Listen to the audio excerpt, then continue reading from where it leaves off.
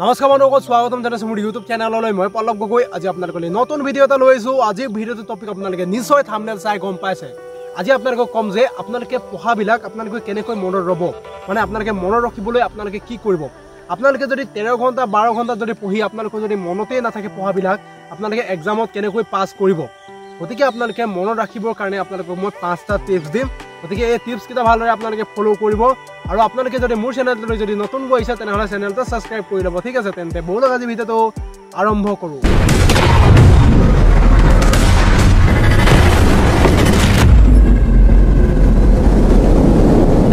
বন্ধুসকল, প্ৰথম কথা হ'ল আপোনালোকে কমকৈ পঢ়ক, আপোনালোকে মনত ৰাখক। আপোনালোকক মই কমকৈ পঢ়িব কৈছোঁ, আপোনালোকক কিন্তু মনত ৰাখিব কৈছোঁ।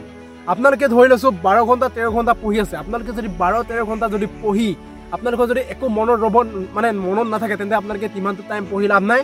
যিখিনি টাইম পঢ়িব আপোনালোকে ভালদৰে পঢ়িব, মানে আপোনালোকে যিখিনি টাইম পঢ়িব আপোনালোকে ধ্যান দি পিনে পঢ়িব। আপোনালোকে কিতাপত ধ্যান দিব, মানে আপোনালোকে বাহিৰৰ কথা বাদ দিব। সেইখিনি টাইমত আপোনালোকে বাহিৰৰ কথা বাদ দিয়ক। বাহিৰত কি হৈ আছে কি নাই হোৱা সেইবিলাক কথা বাদ দিব, অকল কিতাপত ধ্যান দিয়ক। আপোনালোকে 2 ঘণ্টাই পঢ়ক 3 ঘণ্টাই পঢ়ক, অকল কিতাপত ধ্যান দিয়ক। যিখিনি পঢ়িছে আপোনালোকে ইমেজিন কৰিব, ভিডিঅ' আকাৰত আপোনালোকে ইমেজিন কৰিব। মানে এতিয়া ধৰি লৈছোঁ প্ৰথম আহোমৰ ৰজা কোন আছিলে? প্ৰথম আহোমৰ ৰজা কোন আছিলে? চুকাফা আছিলে। চুকাফা ক'ৰ পৰা আহিছিলে? চুকাফা কেতিয়া আহিছিলে? চুকাফা ক'ত ৰাজধানী পাতিছিলে? সকলো আপোনালোকে মানে কাহিনী আকাৰত আপোনালোকে চাবলৈ চাব। কাহিনী আকাৰত মানে যিটো টপিক পঢ়িছে না, সেই টপিকটোৰ বিষয়ে মানে এটা কাহিনী উলিয়াই ল'ব। কাহিনী মানে কাহিনী আকাৰত আপোনালোকে ভিডিঅ' আকাৰত আপোনালোকে নিজে ইমেজিন কৰিব। আপোনালোকে অকণমান ভাবি পিনে পঢ়িব। মানে চুকাফা কেতিয়া আহিছিলে তেনেকৈ আপোনালোকে মানে স্পীডত চাই গ'লে নহ'ব। আপোনালোকে অলপ স্পীডত মানে অকণমান লাহে লাহে চুকাফা কেতিয়া আহিছিলে অলপ চিন্তা কৰিব, ভাবিব চুকাফা কেতিয়া আহিছিলে, মানে কিমান 1228 আহিছিলে, 1228 ক'ৰ পৰা আহিছিলে, ৰাজধানী ক'ত আছিলে, সেইবিলাক আপোনালোকে মানে অলপ ভাবিব। লাহে ধীৰে ভাবি পিনে আপোনালোকে ধুনীয়াকৈ তাৰ বিষয়ে অলপ মানে বুজিবলৈ চেষ্টা কৰিব। মানে তেনেকৈ আপোনালোকে যদি কাহিনী আকাৰত চাই না, তেন্তে আপোনালোকৰ মনত মানে ৰ'ব কথাবিলাক। গতিকে আপোনালোকে সেই কাহিনী আকাৰত আপোনালোকে চাবলৈ চাব আৰু ইমেজিন কৰিব। ঠিক আছে, বন্ধুসকল 2 নম্বৰ কথাটো হৈছে আপোনালোকে পঢ়িবৰ কাৰণে মানে মনত ৰাখিবৰ কাৰণে আপোনালোকৰ বেষ্ট টাইম হৈছে মৰ্ণিং টাইমটো আৰু ৰাতি 10টা বজাৰ পৰা 12টালৈকে। সেইখিনি টাইম মানে একদম কুল হৈ থাকে। গতিকে সেইখিনি টাইমত পঢ়িবলৈ ভাল হয়। আপোনালোকে 12টা বজাৰ পিছতো আপোনালোকে পৰিৱেশটো মানে ঠাণ্ডা হৈ থাকে, কিন্তু আপোনালোকে 12টা বজা মানে 12টা বাজি যদি পাৰ হৈ যায়, তেন্তে আপোনালোকৰ কি হ'ব? টোপনি ক্ষতি হৈ যাব পাৰে। মানে আমি 6 ঘণ্টা হ'ব লাগে। 6 ঘণ্টা সময় হ'লে মানে আমাৰ টোপনিটো পূৰ হৈ যায়। 8 ঘণ্টা হ'ব লাগে, কিন্তু 8 ঘণ্টা হ'লে আমাৰ বহুত বেছি মানে পিছ পৰি যাম। গতিকে 8 ঘণ্টা হ'লে নহ'ব, আমি 6 ঘণ্টা কিন্তু শুব লাগে। 6 ঘণ্টা শুই ল'লে ধুনীয়াকৈ মানে আকৌ পিছদিনাখন ৰাতিপুৱা শুই উঠি সোনকালে পঢ়িব পৰা যাব। আপোনালোকে যিটো ছাবজেক্ট মানে আপোনালোকে বেয়া পায় পঢ়িলে মানে আপোনালোকৰ মনত নৰয়, আপোনালোকে কি কৰিব? ৰাতিপুৱা সোনকালে শুই উঠি আপোনালোকে সেইটো ছাবজেক্ট চাব। মানে কুল মাইনত আপোনালোকে চাব। ৰাতিপুৱা টাইমত সেইটো ছাবজেক্ট চালে ৰাতি 10টা বজাৰ পৰা মানুহবিলাক মানে শুই যায়, অলপ মানে পৰিৱেশটো ঠাণ্ডা হৈ যায়। গতিকে ৰাতি 10টা বজাৰ পৰা 12টা বজালৈকে আপোনালোকে চালে, মানে সেইটো ছাবজেক্ট চালে আপোনালোকে তেনেকৈ আপোনালোকে যদি চায়, তেন্তে আপোনালোকৰ সেইটো মনত ৰ'ব। গতিকে আপোনালোকে ঠাণ্ডা পৰিৱেশত অকণমান পঢ়িবলৈ চাব আৰু বাকীবিলাক মানে যেতিয়া টাইম পায় আপোনালোকে তেতিয়াই আপোনালোকে পঢ়ি যাওক। বন্ধুসকল 3 নম্বৰ কথাটো হৈছে আপোনালোকে ৰেষ্ট কৰিব। বহুতে আপোনালোকে ৰেষ্ট কৰিব। কিছুমানে কি কৰে?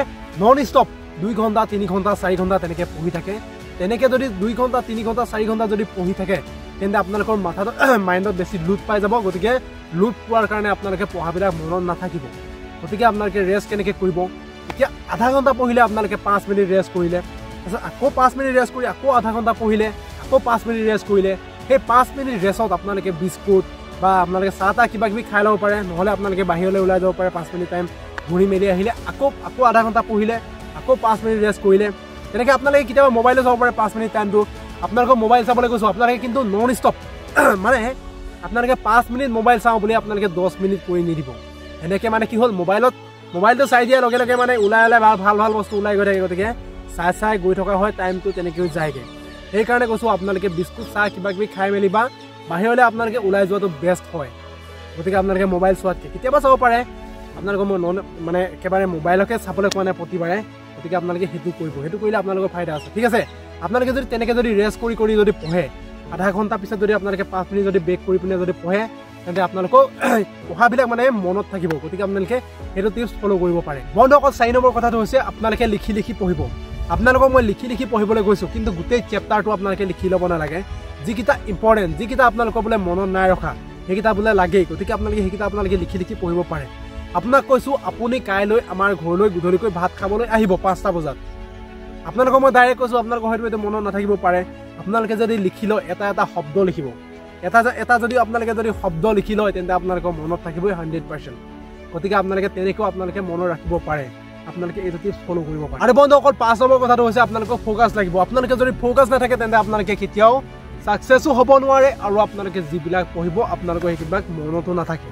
আপোনালোকে কিছুমানে কি ভাবে ফ'কাছ নাথাকে সেইকাৰণে আপোনালোকৰ মনত নাথাকে। আপোনালোকে কি ভাবে কাইলৈ খেলিবলৈ যাম, কাইলৈ খেলত কি হাৰিম না জিকিম না, কেনেকৈ খেলিম কেনেকৈ নেখেলোঁ, তেনেকৈ মানে এটা মাইণ্ডত আহি আছে। সি পঢ়ি আছে কিন্তু মানে এক্সট্ৰাকৈ সেয়া গেমৰ প্ৰতিও মানে মাইণ্ডটো গৈ আছে।